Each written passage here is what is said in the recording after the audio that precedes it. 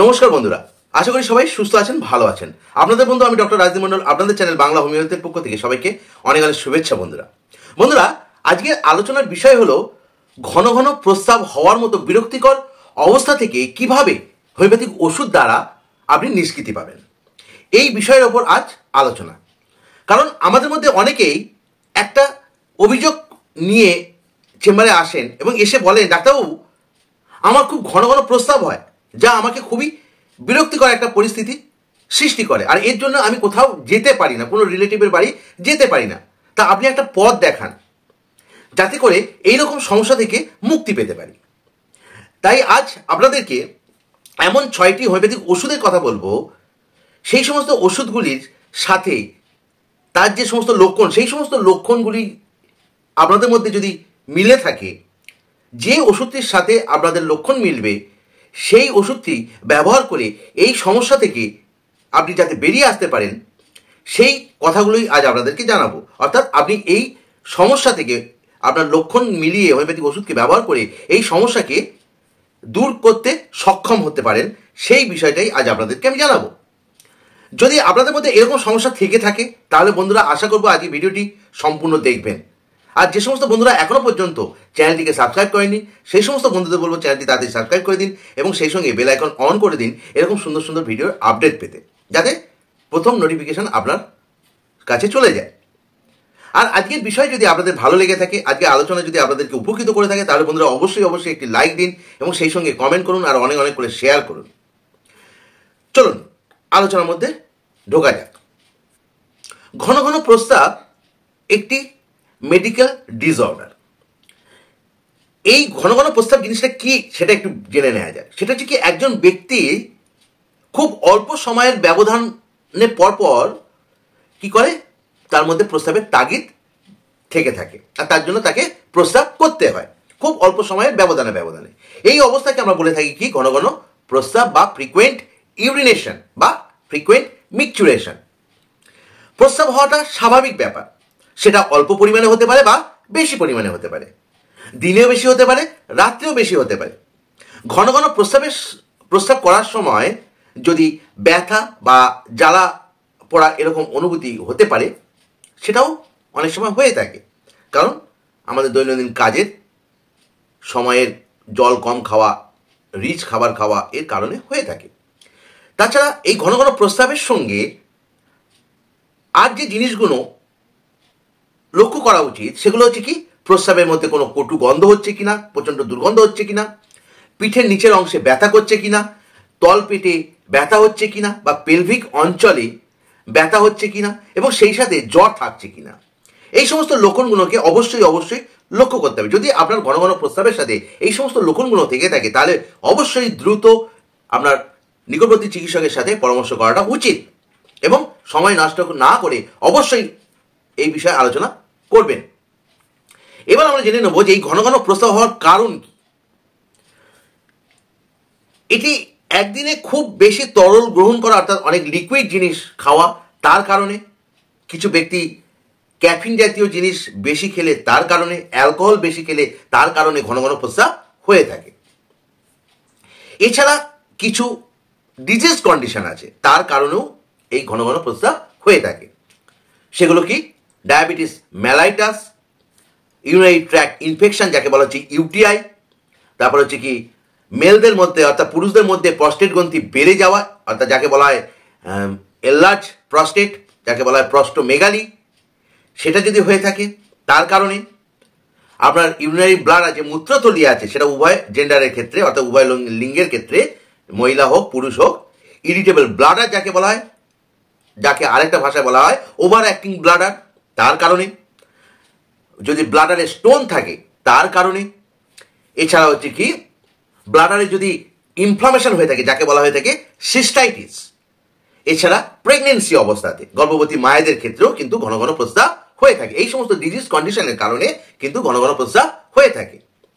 এবার হচ্ছে এই যে ঘন ঘন প্রস্রাব কি জিনিস সেটা আপনারা বুঝতে পারলেন এবং কি কারণে হয়ে থাকে সেটাও আশা করি আপনারা ভালোভাবে বুঝতে পেরেছেন।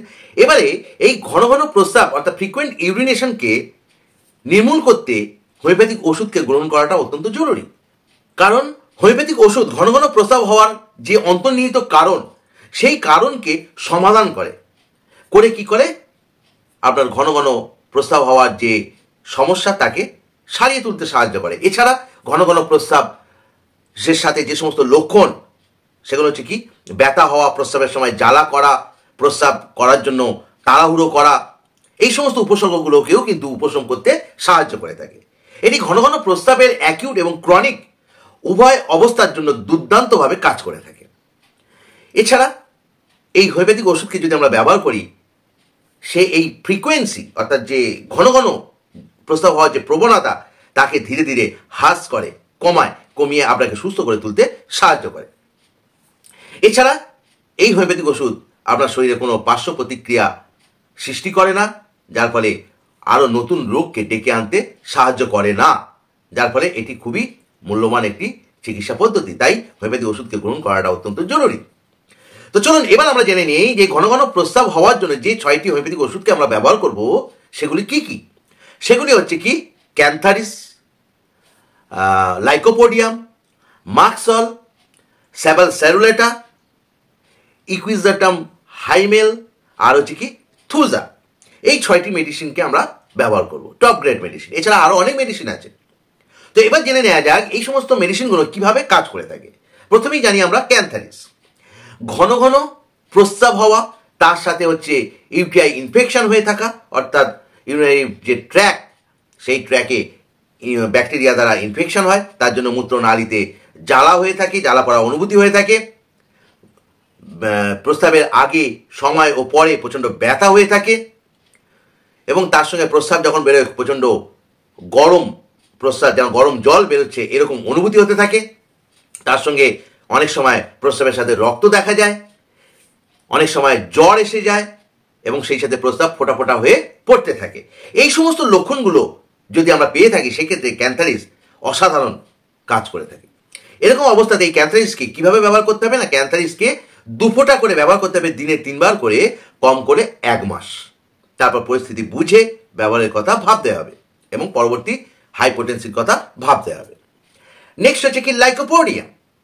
লাইকোপোডিয়াম কি কখন ব্যবহার করবো না, লাইকোপোডিয়াম ব্যবহার হবে ঘন ঘন প্রস্রাব যদি রাত্রে অধিক পরিমাণে হয়ে থাকে, আর এই রাত্রে অধিক ঘন ঘন প্রস্রাব হওয়ার কারণে ঘুমের ব্যাঘাত হয়ে থাকে, এবং সেই সঙ্গে তার গ্যাসের সমস্যা, অ্যাসিডিটির মতো সমস্যা লেগেই থাকে। আর এই রাত্রে এত ঘন ঘন প্রস্রাব হয়, তার জন্য তাকে রাত জেগে বসে থাকতে হয়, ঘুমোতে পারে না, এরকম লক্ষণ থাকে, এবং অল্প একটু কিছু খেলেই পেটটা ভরে যায়, এরকম অনুভূতি থাকে।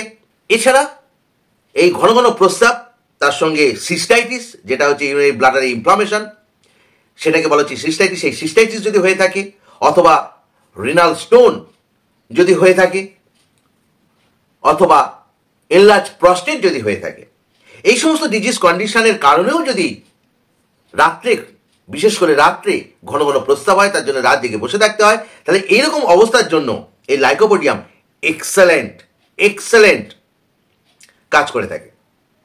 এবং এর সঙ্গে আর যে লক্ষণগুলো থাকে সেটা হচ্ছে কি প্রস্রাবটা অনেকটা ফ্যাকাশে টাইপের হয়ে থাকে, তার বর্ণটা, প্রস্রাবের বর্ণটা অনেকটা ফ্যাকাশে হয়ে থাকে, গাঢ় হয়, ফেনাযুক্ত হয়ে থাকে, অনেক সময় লালচে হয়ে থাকে, এবং প্রস্রাবটা যেখানে করা হয় ঠিক তার তলায় একটা সেডিমেন্ট, রেড স্যান্ড সেডিমেন্ট জমে আছে এরকম দেখা যায়। এই সমস্ত বৈশিষ্ট্য, এই সমস্ত লক্ষণগুলো, এবং সেই সাথে পিঠের ব্যথা, এইগুলো যদি থেকে থাকে, তাহলে সেক্ষেত্রে লাইকোপোডিয়াম এক্সেলেন্ট। এই লাইকোপোডিয়ামকে কিভাবে ব্যবহার করতে হবে না, 2 ফোঁটা করে দিনে 2 বার করে খেতে হবে 1 মাস। তারপর পরিস্থিতি বুঝে ব্যবহারের কথা চিন্তা করতে হবে। নেক্সট মেডিসিন হচ্ছে মাক্সল।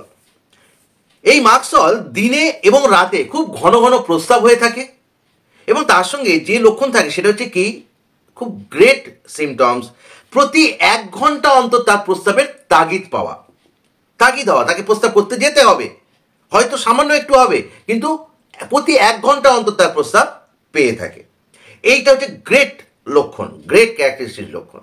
এবং তার সঙ্গে প্রস্রাবের ফ্লোটা খুব দুর্বল হয়ে থাকে, স্লো ফ্লো হয়ে থাকে, এবং তার সঙ্গে কি হয়, সামান্য প্রস্রাব, খুব স্ক্যান্টি 1-2 ফোঁটা প্রস্রাব হয়তো হয়ে থাকে, এবং তার সঙ্গে মূত্রনালীতে প্রচণ্ড, অর্থাৎ ইউরেথ্রাতে পর্যন্ত জ্বালা পড়া অনুভূতি থাকে। এরকম লক্ষণের ক্ষেত্রে মাক্সল এক্সেলেন্ট। এই মাক্সলকে ব্যবহার করতে হবে 30 পোটেন্সি। বন্ধুরা এখানে বলে রাখি যে আগের যে দুটো মেডিসিন ক্যান্থারিস, লাইকোপোডিয়াম সবই কিন্তু 30 পোটেন্সি ব্যবহার করতে হবে। তো এই মাক্সল 30 কিভাবে ব্যবহার করব না, 2 ফোঁটা করে দিনে 2 বার করে 1 মাস ব্যবহার করব। তারপর প্রয়োজন হলে তখন বিবেচনা করতে হবে আবার কত দিন ব্যবহার করতে হবে। নেক্সট মেডিসিন হচ্ছে কি স্যাবাল স্যারুলেটা। এই স্যাবাল স্যারুলেটা কি হচ্ছে না এনলার্জ প্রস্টেট আর তার কারণে ঘন ঘন প্রস্রাব হওয়া, এরকম অবস্থার জন্য স্যাবাল স্যারুলেটা এক্সেলেন্ট মেডিসিন। তবে এখানে বলে রাখি আপনারা এতদিন স্যাবাল স্যারুলেটার মাদার টিনচারের কথা ব্যবহারের কথা শুনেছেন, কিন্তু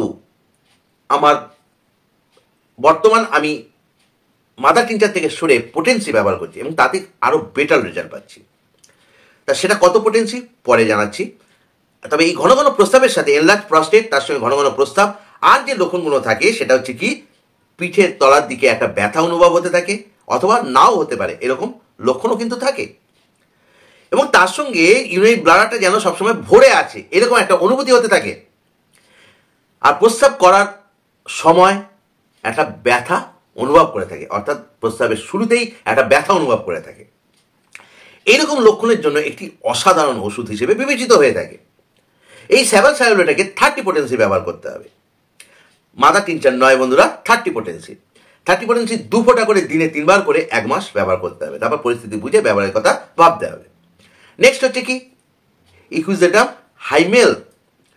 এটি কি হচ্ছে না ঘন ঘন প্রস্রাবের তাগিদ, তার সঙ্গে প্রস্রাবটা খুব বেশি পরিমাণে হয়ে থাকে, প্রফিউজ ইউরিনেশন হয়ে থাকে।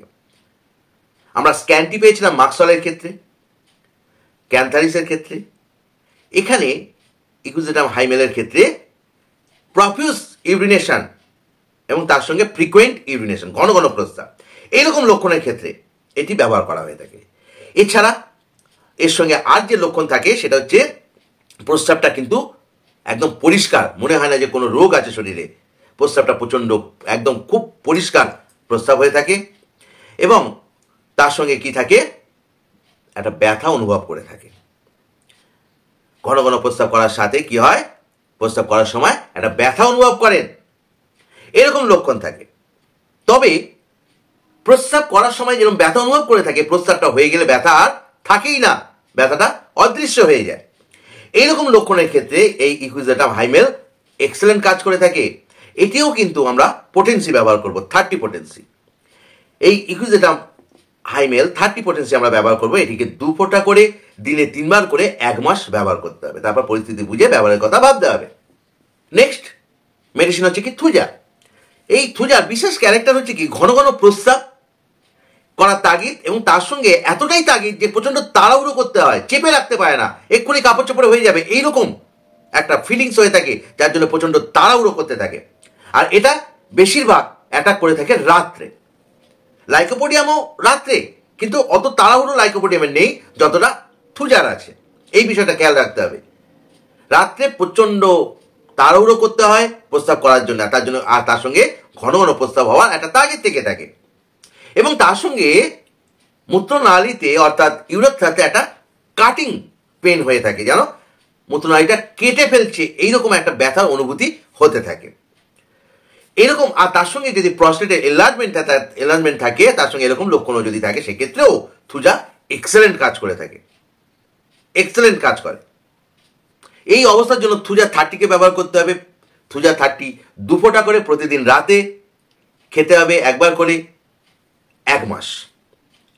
আর যদি আপনার এনলার্জ প্রস্টেট থাকে, তার সঙ্গে ঘন ঘন প্রস্রাব এবং খুব তাড়াহুড়ো করতে হয় প্রস্রাব করার জন্য, অর্থাৎ প্রস্রাব যদি ধরে রাখার ক্ষমতা না থাকে, তাহলে সেক্ষেত্রে থুজা 1M সপ্তাহে 1টি ডোজ গ্রহণ করতে হবে, এইভাবে 1 মাস। দেখবেন দারুণ রেজাল্ট পাবেন। তো বন্ধুরা, এই ছিল আজকের আলোচনা। আশা করি ঘন ঘন প্রস্রাবকে আটকানোর জন্য যে 6টি হোমিওপ্যাথিক ওষুধের কথা বললাম সেগুলো ভালোভাবে বুঝতে পেরেছেন। আর এই 6টি ওষুধের যে সমস্ত লক্ষণগুলোর কথা বললাম, যে ওষুধটির লক্ষণ আপনাদের সাথে মিলবে সেই ওষুধটিকে আপনারা গ্রহণ করতে পারেন। তবে একটা কথা বলবো বন্ধুরা, গ্রহণ করার আগে স্ক্রিনে দেওয়া নাম্বার সেই নাম্বারের মাধ্যমে আমার সাথে যোগাযোগ করে অথবা আপনার নিকটবর্তী ডাক্তারবাবুর সাথে যোগাযোগ করে তবে গ্রহণ করবেন। তো এই ছিল বন্ধুরা আজকে আলোচনা। আশা করি আজকে আলোচনা আপনারা ভালোভাবে বুঝতে পেরেছেন। যদি আজকে আলোচনা আপনাদের ভালো লেগে থাকে, যদি মনে হয় আজকে আলোচনা দ্বারা আপনারা উপকৃত হতে পেরেছেন, তাহলে বন্ধুরা অবশ্যই একটি লাইক দিন এবং সেই সঙ্গে কমেন্ট করুন আর অনেক অনেক করে শেয়ার করুন, যাতে করে অন্যরাও উপকৃত হতে পারে। আর যে সমস্ত বন্ধুরা এখনও চ্যানেলটিকে সাবস্ক্রাইব করেনি, সেই সমস্ত বন্ধুদের বলবো তাদের চ্যানেলটি সাবস্ক্রাইব করে দিন এবং সেই সঙ্গে বেল আইকন অন করে দিন এরকম সুন্দর সুন্দর ভিডিওর আপডেট পেতে। সবাই ভালো থাকুন, সুস্থ থাকুন। জয়তু হ্যানুম্যান, জয়তু হোমিওপ্যাথি। ধন্যবাদ বন্ধুরা।